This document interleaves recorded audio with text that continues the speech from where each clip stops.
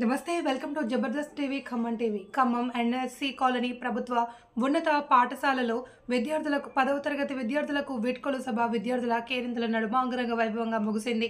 పాఠశాల హెచ్ఎం మలల శంకర్రావు అధ్యక్షతన జరిగిన వేడుకలలో విద్యార్థులతో నాటికలు, ఆటపాటలు, జానపద నృత్యాలతో ఉర్రూగుతలొగించారు. ఈ సందర్భంగా సీఎంఓ రాజశేఖర్ మాట్లాడారు. విద్యార్థులకు హైస్కూల్ విద్యా పునాది లాంటిదని అన్నారు.